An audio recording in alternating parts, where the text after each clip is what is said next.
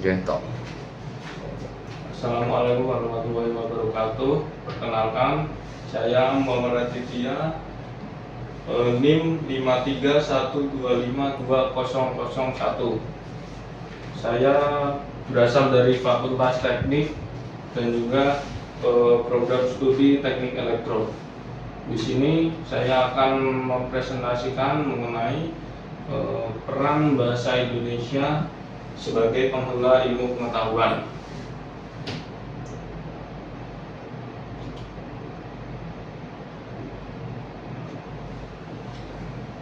Nah, di sini ada beberapa daftar isi yang kali ini akan saya jelaskan.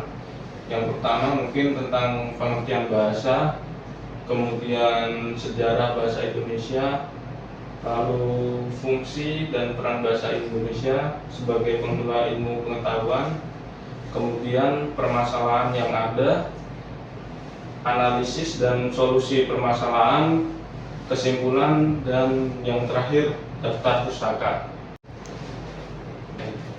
Lanjut, pengertian bahasa. Yang pertama, bahasa merupakan alat komunikasi. Jadi fungsi atau definisi dari bahasa itu sendiri adalah sebagai alat untuk berkomunikasi atau menyampaikan gagasan, wawasan, ide dari orang ke orang yang lain. Selain itu, bahasa juga dapat digunakan sebagai media pengantar ilmu pengetahuan dari orang ke orang lainnya. Lanjut, yang kedua, peran bahasa dalam kehidupan sehari-hari. Bahasa memiliki peran penting dalam kehidupan, yaitu sebagai penghantar ilmu pengetahuan.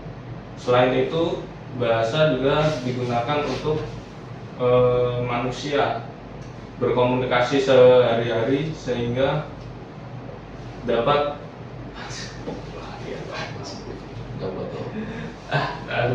lali jay Potong-potong aja udah. potong-potong.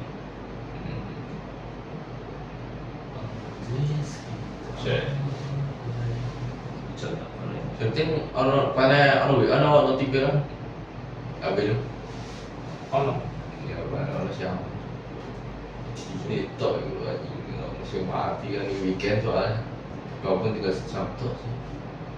Dangi jam 10 kayaknya langsung mati kayaknya listriknya. Di OKP. Nah, isi kalau time. Oke. Lanjut, pengertian bahasa.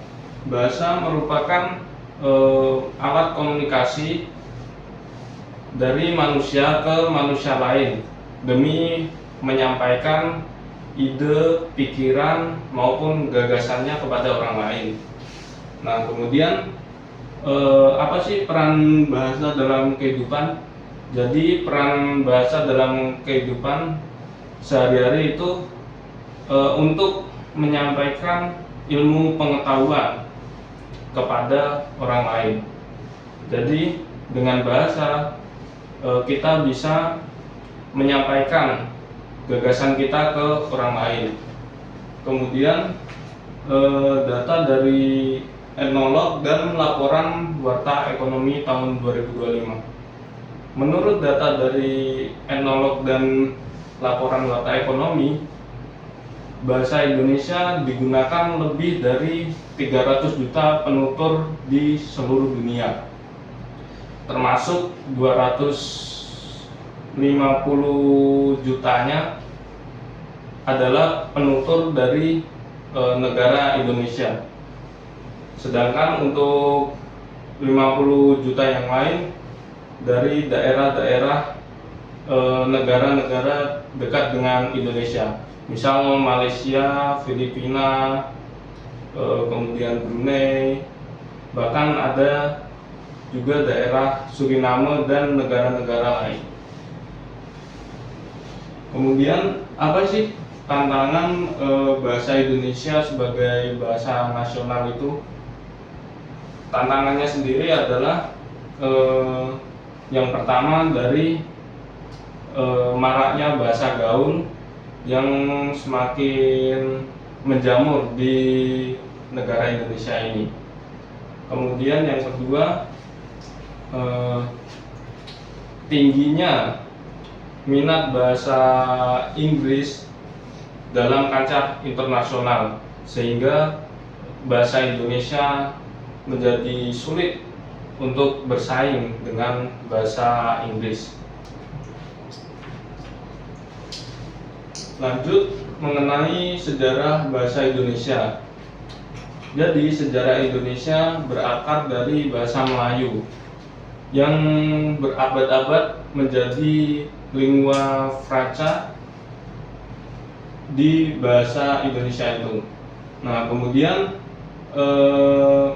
bahasa Indonesia digaungkan sebagai bahasa persatuan pada tanggal 28 Oktober 1928, tepatnya pada saat Kongres Sumpah Pemuda.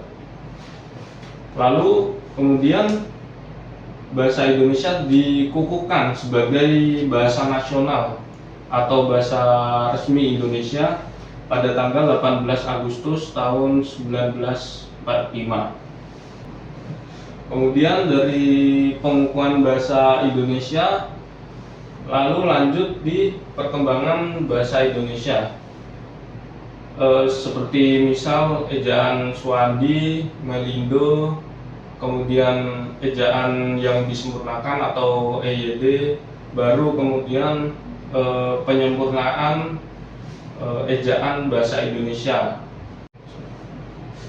Lanjut, fungsi dan peran bahasa Indonesia sebagai penggela ilmu pengetahuan.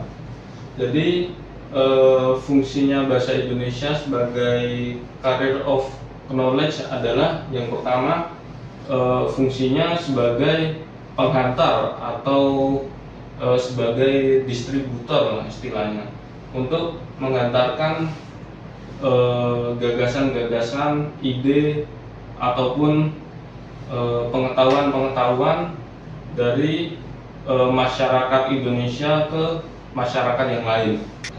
Kemudian apa sih peran bahasa Indonesia sebagai carrier of knowledge itu? Jadi peran bahasa Indonesia sangat krusial sebagai penghantar atau sarana ilmu pengetahuan yang ada di Indonesia. Karena tidak semua orang Indonesia itu paham bahasa asing, sehingga bahasa Indonesia penting demi menyampaikan gagasan atau ide atau pengetahuan kepada masyarakat Indonesia yang lain. Kemudian yang keempat, peran bahasa Indonesia dalam dunia akademik dan ilmiah. Yang pertama, sebagai bahasa pengantar dalam pendidikan.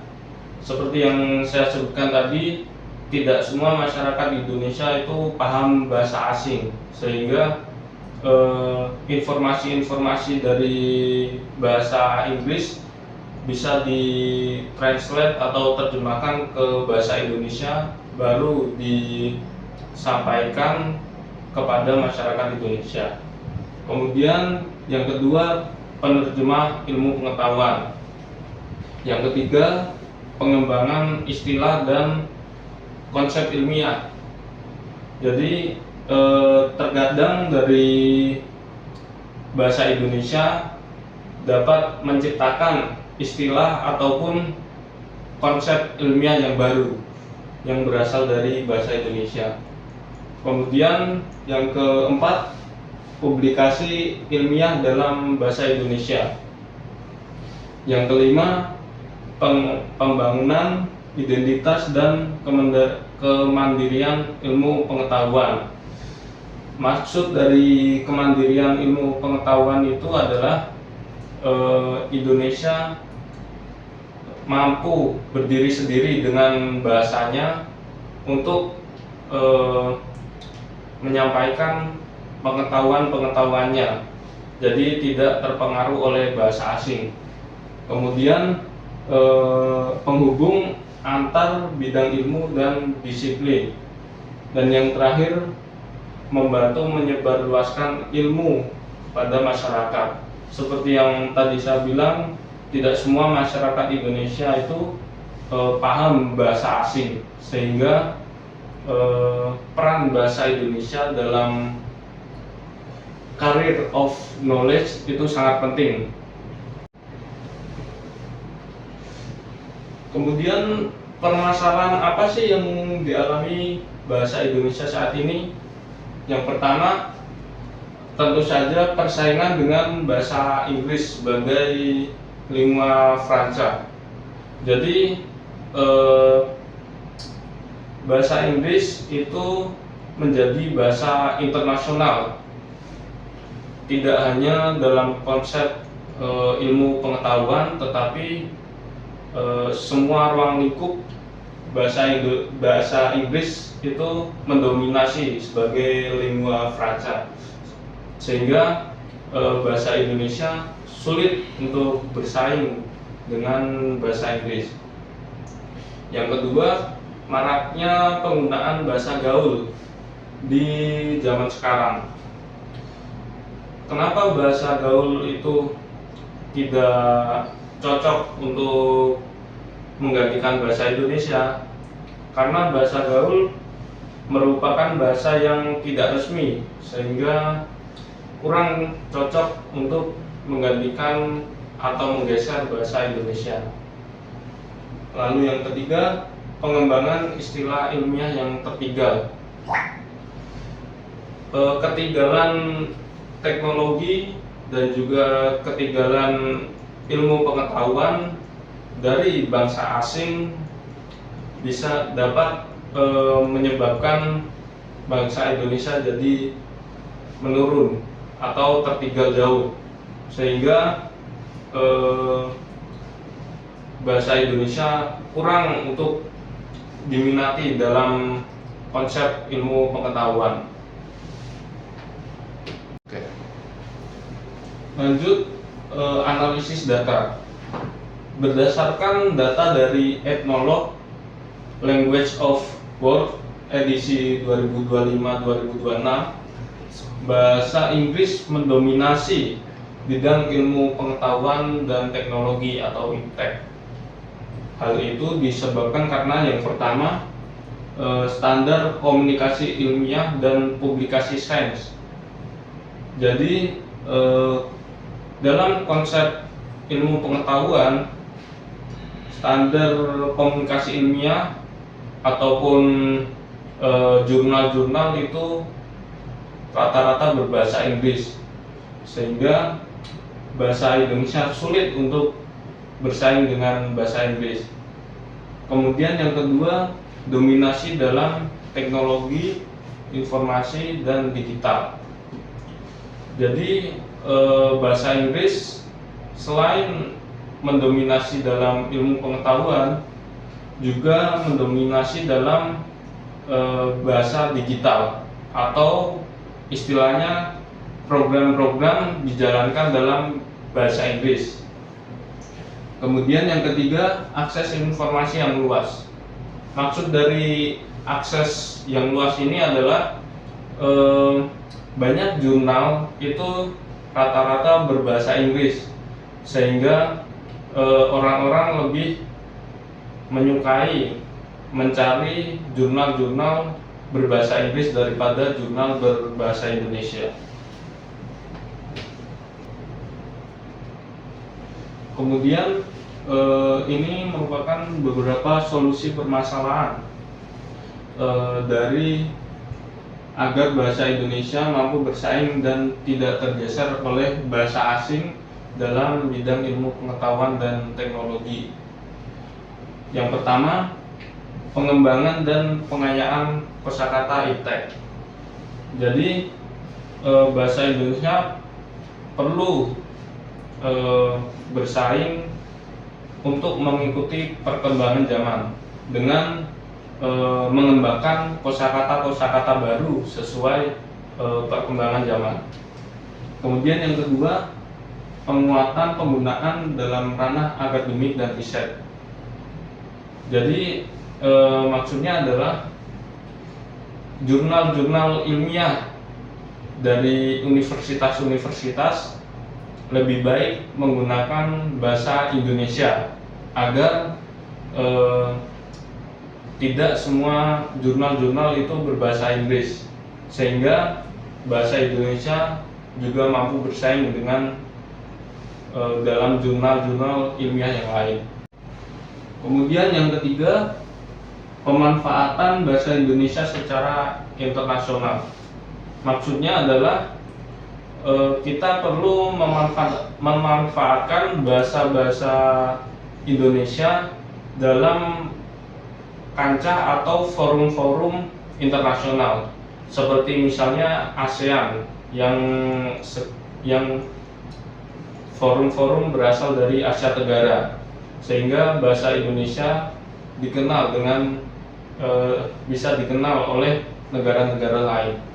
Kemudian yang keempat, peningkatan kesadaran berbahasa. Maraknya bahasa gaul yang digunakan oleh Gen Z atau orang-orang zaman sekarang itu mampu perlahan demi perlahan mampu menggeser bahasa Indonesia sebagai bahasa resmi, sehingga harusnya kita lebih baik menggunakan bahasa Indonesia yang sesuai dengan KBBI dan EYD dalam ruang lingkup sehari-hari. Lanjut kesimpulan.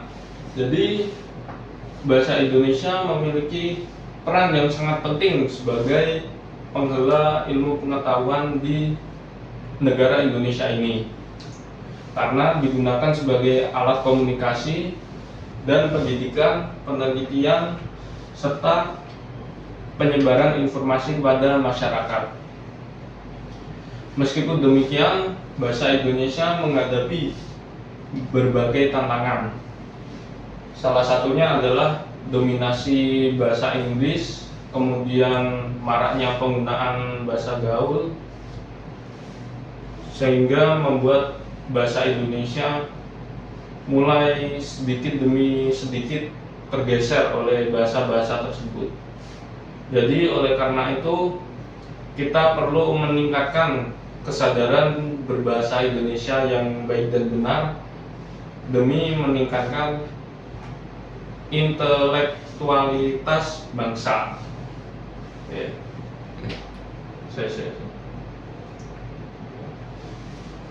Jadi sekian dari saya.